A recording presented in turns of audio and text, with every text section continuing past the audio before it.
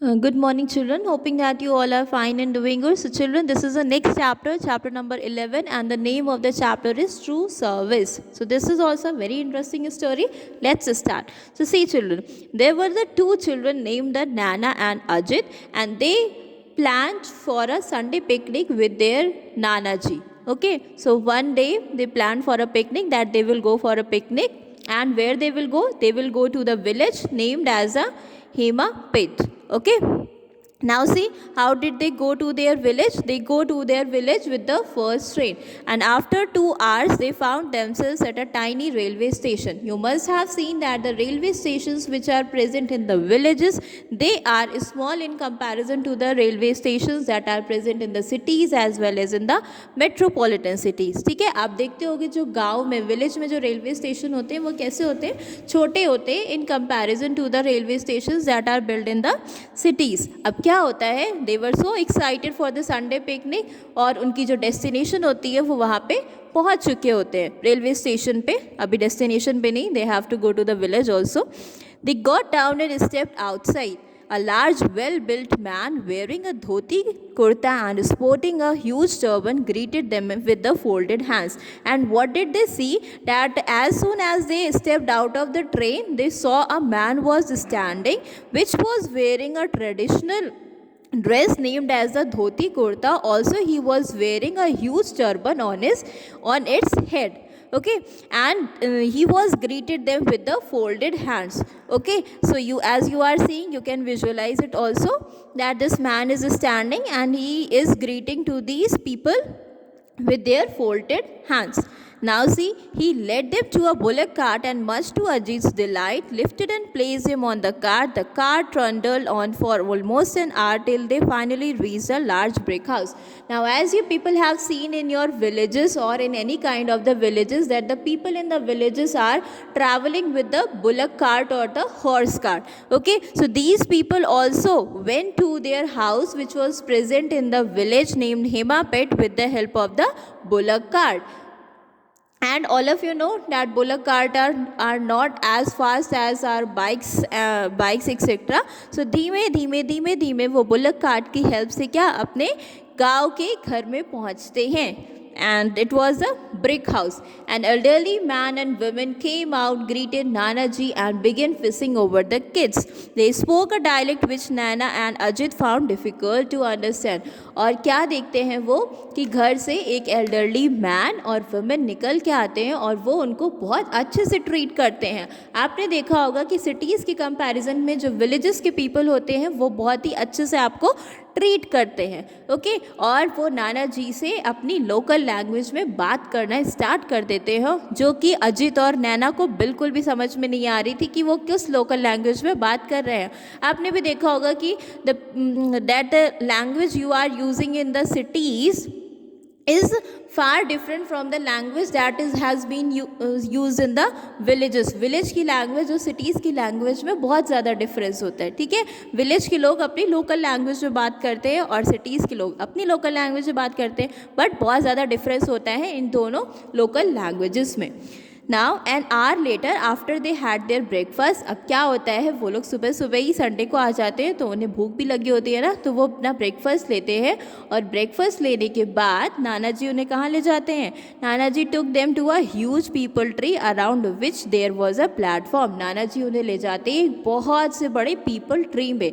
और आपने देखा होगा that in the villages wherever the peepal trees are, peepal tree और banyan tree are there, so a kind of platform is also built around it. Okay, round shape में आपने देखा होगा एक kind of a platform is built. And why these kind of the platform are built around the trees? So that if anyone wants to take rest, अगर किसी को rest लेना है या किसी को बैठ के कुछ बातें करनी है ना, तो इसलिए ये प्लेटफॉर्म बनाया जाता है, क्योंकि पीपल ट्री और बैनियन ट्री बहुत ही बड़े बड़े ट्रीज़ होते हैं ना, तो इनकी शेड बहुत ही अच्छी होती है. आपने देखा होगा विलेजेस में ज़्यादातर लोग क्या करते हैं, ट्रीज़ के नीचे बैठ के क्या करते हैं, रेस्ट करते हैं या जो भी काम अपना करना होता है वो करते हैं. They sat down there and nana ji started telling a story.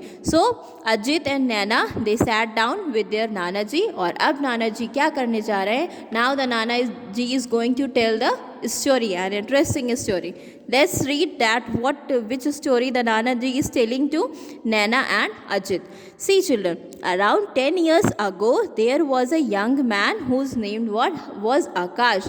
He was good in studies and he was also a very hard working boy. So he completed his MBBS. ठीक है, आप लोग भी बड़े हो गए ना, तो आप लोगों को भी कुछ को डॉक्टर बनना है, कुछ को engineer, but you have to work very hard to become a doctor और द इंजीनियर. MBBS की डिग्री इतनी आसानी से नहीं मिलती है. ओके, सो आकाश बहुत ही हार्ड वर्किंग बॉय था. उसने MBBS की डिग्री ली अपने कंट्री से और उसने इतनी मेहनत से पढ़ाई करी कि उसे USA से स्कॉलरशिप मिली, USA से मास्टर्स डिग्री करने की. अब आप लोग भी जानते हो कि अमेरिका में जब आप मास्टर्स डिग्री लेने जाते हो तो वहाँ की एजुकेशन और वहाँ के एक्सपेंसेस इंडिया से बहुत ज़्यादा हाई होते हैं. ओके, सो आकाश बहुत ही हार्ड वर्किंग बॉय था. उसने अपनी मेहनत करके USA में मास्टर्स डिग्री के लिए उसने एक स्कॉलरशिप अर्न करी और वो USA चला जाता है अपनी मास्टर्स डिग्री अर्न करने के लिए. ओके, और वहाँ जाके क्या होता है, अमेरिका जाके आप लोगों ने भी देखा होगा, अगर आपको कोई रिलेटिव है या आपके आसपास है तो आपने देखा होगा कि ज़्यादातर लोग जो अमेरिका चले जाते हैं वो वापस नहीं आते. बहुत ही कम लोग होते हैं जो वहाँ से पढ़ाई करके अपने कंट्री को, अपने इंडिया को सर्व करना चाहते हैं. बट कई सारे मेनली पीपल वही होते हैं, मेनली यही होता है कि वहाँ पे अमेरिका में जाके लोग सेटल हो जाते हैं और अपने कंट्री को भूल जाते हैं, जिस कंट्री में वो हुए, जिस कंट्री ने उनको एजुकेशन दी और बहुत सारा. ठीक है, सो सिमिलरली आकाश क्या होता है, लेकिन आकाश उनमें से नहीं होता है. आकाश भी गया होता है, उसके फ्रेंड्स भी गए होते हैं वहाँ पे, और आकाश डिसाइड करता है कि मैं अपनी मास्टर्स की डिग्री कंप्लीट करके मैं इंडिया वापस आऊँगा, अपने घर वापस आऊँगा और मैं अपने कंट्री को सर्व करूँगा. बट उसके जो फ्रेंड्स होते हैं उन्हें तो वहीं पे अच्छा लगता है and they didn't return to their country. लेकिन आकाश का जो ये डिसीजन था उससे जो है उसके पेरेंट्स बिल्कुल भी सेटिस्फाइड नहीं थे. उसके पेरेंट्स को उस पर बहुत प्राउड था. उन्हें अच्छा लगता था कि उसने इतनी मेहनत करके फ़ॉरेन से डिग्री अर्न करी और उसके बावजूद वो अपने इंडिया वापस आ रहा है. जबकि सबको पता है कि अमेरिका में आपको मनी ज़्यादा मिलेगा, आपको सैलरी अच्छी मिलेगी, हर चीज़ वहाँ पे क्या है, in terms of the money और the technologies etcetera, America is far better than India. ठीक है, बट अपना इंडिया सबसे अच्छा है. ओके, सो आकाश के इस डिसीजन से उसके पेरेंट्स बिल्कुल भी सेटिस्फाइड नहीं थे. आकाश के पेरेंट्स चाहते थे कि वो वहीं पे सेटल हो जाए. वो हार्ड वर्किंग बॉय तो था ही, वो वहीं पे सेटल हो जाए, वो अपने पेरेंट्स को भी वहाँ पे बुला ले, अपनी सिस्टर को भी वहाँ पे बुला ले. बट आकाश कन्विंस होने वाला नहीं था. वो होता है ना, किसी के अंदर जुनून होता है अपने कंट्री को सर्व करने के लिए. हमारे जो सोल्जर्स होते हैं, है ना, आप लोगों ने देखा होगा टीवी पे कितने सारे सोल्जर्स अपनी लाइफ सैक्रिफाइस कर देते हैं हमारी कंट्री को प्रोटेक्ट करने के लिए. ठीक है, आप खुद सोचो, जब यहाँ पे इतनी ज़्यादा ठंड होती है तो फिर दो सोल्जर्स जो कि बॉर्डर्स पे होंगे, वहाँ पे कितनी ज़्यादा ठंड होती है. सियाचिन ग्लेशियर के आसपास के जो बॉर्डर्स हैं और वहाँ पे बहुत ज़्यादा ठंड होती है, तो कैसे वो सरवाइव करते होंगे. ठीक है, सो कई सारे सोल्जर्स अपने कंट्री को सर्व करने के लिए अपनी लाइफ सैक्रिफाइस कर देते हैं, है ना. तो लाइफ सैक्रिफाइस करना इज़ नॉट इतना इजी टास्क नहीं है. ठीक है, लोगों के अंदर जुनून होता है अपने कंट्री को सर्व करने के लिए. आप खुद देख सकते हो, आपकी सिटी में भी एक एग्जाम्पल है. You have heard the name of captain Manoj Pandey. Captain Manoj Pandey की ने भी बहुत ही अर्ली एज में NDA का एग्ज़ाम क्रैक करके, NDA exam is also a very difficult exam. NDA का एग्ज़ाम क्रैक करके बहुत अर्ली एज में जो कारगिल वॉर हुई थी 1999 में, उसमें अपनी लाइफ सैक्रिफाइस कर दी थी. Okay, so many examples you can see. So एक जुनून होता है अपने कंट्री को सर्व करने का. वही जुनून किसके अंदर था? वही जुनून था आकाश के अंदर. आकाश जो है वो क्या करता है, आकाश अपने कंट्री वापस आ जाता है. उसके पेरेंट्स बहुत मना करते हैं. ठीक है, सो बच्चे भी बहुत एक्साइटेड, वो नाना जी से पूछते हैं, नैना पूछती है कि क्या नाना जी कि आकाश कंट्री वापस लौट के आता है. तो नैना जी बताते हैं हाँ, वो अपने कंट्री जो है वो वापस आ जाता है. और कंट्री में वापस आके सबसे पहले वो कहाँ पे काम करते हैं, स्टार्टिंग में वो एक गवर्नमेंट हॉस्पिटल में वर्क करता है. जब गवर्नमेंट हॉस्पिटल में वर्क कर ही रहा होता है तभी क्या होता है, उस समय एक एपिडेमिक आ जाती है. जैसे आपकी कंट्री में, आपकी कंट्री क्या पूरे वर्ल्ड में एपिडेमिक आ रखा था 1920 में, Covid. All of you are aware with this virus covid.